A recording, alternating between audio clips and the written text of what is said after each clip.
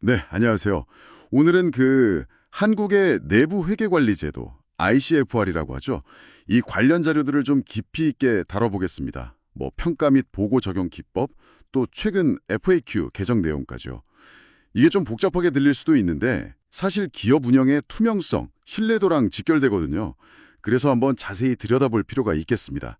자, 그럼 바로 시작해 볼까요? 우선 이 내부 회계관리 제도라는 거, 이게 도대체 왜 필요한 걸까요? 음, 간단히 말하면 회사 재무제표가 얼마나 믿을 만한지 그걸 내부적으로 점검하고 보증하는 시스템이라고 할 수 있겠네요. 네, 맞습니다. 회계 기준에 따라서 재무제표가 제대로 작성되고 공시되었다. 이런 합리적인 확신을 주기 위한 거죠. 아, 합리적인 확신. 네. 근데 물론 어떤 시스템이든 완벽할 수는 없으니까요. 모든 오류나 부정을 100%다 막지는 못한다는 그런 내재적 한계는 또 인정을 해야 하고요. 그렇군요. 근데 여기서 진짜 주목할 만한 변화는 바로 외부 감사인의 역할이에요. 이게 확 바뀌었거든요. 아, 외부 감사인 역할이요? 어떻게 달라졌는데요? 예전에는 그냥 검토 수준이었어요. 그러니까 큰 문제 없다는 정도의 약간 소극적인 확신을 주는 정도였죠. 가볍게 보는 느낌. 그렇죠. 근데 이제 상장 어디메델에서는 감사 수준으로 인증 강도가 훨씬 높아졌습니다. 이건 단순히 규정 지켰나 안 지켰나를 넘어서서요. 그 운영 실태 보고 내용까지 다 면밀히 보고 감사 보고서에 종합 의견을 딱 내야 한다는 의미예요. 와, 그럼 기업 입장에서는 훨씬 부담이 커졌겠네요. 준비할 것도 많아지고요. 네, 훨씬 철저하게 준비하고 또 증명해야 하는 거죠. 그럼 만약에 그 감사 과정에서 뭔가 미비점이 발견되면 파급 효과도 크겠어요. 아, 정확합니다. 만약 내부 회계 관리 제도에 좀 약한 부분이 발견됐다. 그러면 감사인은 재무제표 자체에 뭔가 잘못 표시될 위험이 높다고 판단할 수 있어요. 아하. 그럼 이제 재무제표 감사의 신뢰도를 높이기 위해서 실증 절차라고 하죠. 직접 증거를 확인하는 절차인데 이 절차의 성격이나 시기, 범위를 더 강화하게 됩니다. 예를 들면 어떤 식으로요? 예를 들면 회사 내부 자료보다는 은행 조회서 같은 외부 증빙 자료에 더 의존한다거나 아니면 테스트해야 하는 거래 건수, 그러니까 표본 크기를 확 늘린다거나 이런 식이죠. 아, 그렇군요. 결국 시간도 비용도 더 들 수밖에 없겠네요. 네, 맞습니다.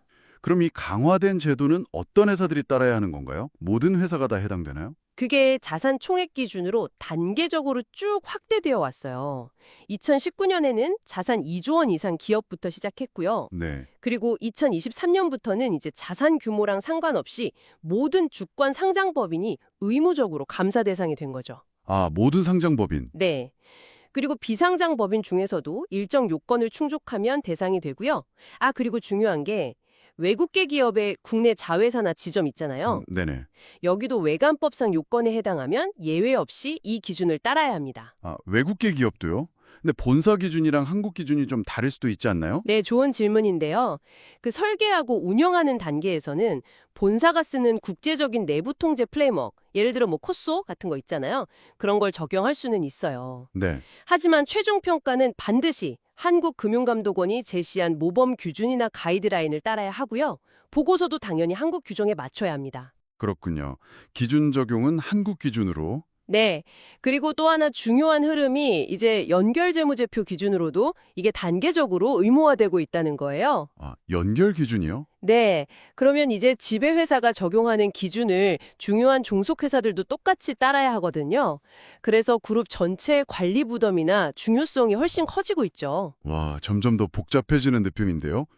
그럼 제도를 운영하려면 관련 내용을 문서로 잘 남겨야 할 텐데 혹시 기존에 쓰던 업무 매뉴얼 같은 걸로 좀 대체할 수는 없을까요? 기존 업무 매뉴얼이 내부 통제의 일부를 설명할 수는 있겠죠.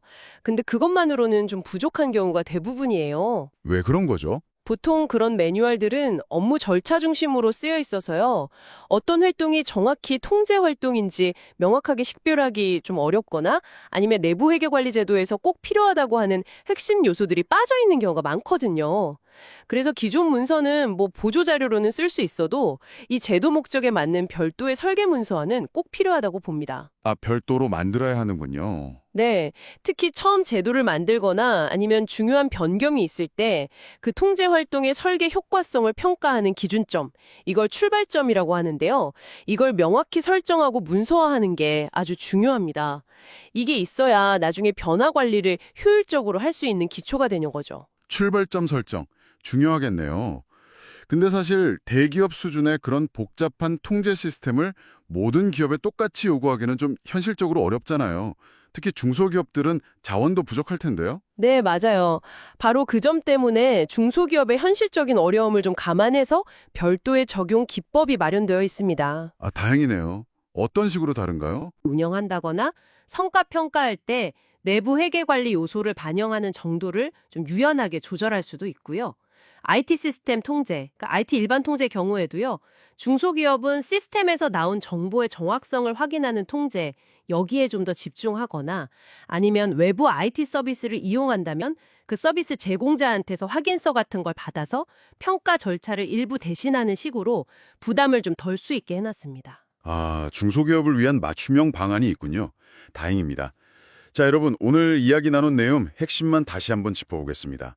첫째, 내부회계 관리 제도는 재무보고의 신뢰도를 높이는 아주 중요한 장치고, 특히 상장사는 외부 감사인의 역할이 단순 검토가 아니라 실질적인 감사로 강화돼서 기업 책임이 커졌다, 이 점이고요. 네, 그렇죠. 둘째, 적용 대상이 자산 규모에 따라서 순차적으로 확대돼서 이제 모든 상장법인, 그리고 특정 비상장법인, 심지어 외국계 현지법인까지 포함된다는 거. 맞습니다. 셋째, 연결 기준 적용이 확대되면서 그룹 차원의 통제 관리가 점점 더 중요해지고 있다는 점도 기억해야 하고요. 넷째, 효과적인 운용을 위해서는 제도 목적에 맞는 문서화, 그리고 변화 관리를 위한 출발점 설정이 필수적이라는 거. 네, 출발점 관리 중요하죠. 마지막으로 중소기업에게는 현실적인 부담을 고려해서 좀 더 간소화된 적용 방안이 제공된다는 점까지 정리해 볼 수 있겠습니다. 네, 잘 정리해 주셨는데요. 여기서 한 걸음만 더 나아가서 생각해 볼 지점이 있는 것 같아요. 아, 어떤 점일까요? 이렇게 제도적인 틀이 잘 갖춰지고 밤사인의 역할도 강화된다고 해도요. 결국 이 제도가 정말 실질적으로 잘 작동하느냐 마느냐는 경영진의 의지, 그리고 조직 전체의 문화에 달린 것 같습니다. 경영진의 의지와 조직 문화. 네. 자료에서도 그 경영진의 부적절한 통제 무력화, 영어로는 매니지먼트 오버라이드이라고 하죠. 이 가능성을 언급하고 있거든요. 이게 뭐냐면 아무리 정교하게 시스템을 잘 짜놨어도 최고 경영진이 마음먹고 무시하거나 우회해버리면 사실 속수무책일 수 있다는 의미예요. 아, 그럴 수 있겠네요. 그래서 단순히 규정을 지키는 수준을 넘어서 어떻게 하면 정말 진정한 의미의 통제 존중 문화가 조직 깊숙이 뿌리내릴 수 있을까? 이걸 고민하는 게 앞으로 우리 모두의 숙제가 아닐까? 뭐 그런 생각이 듭니다.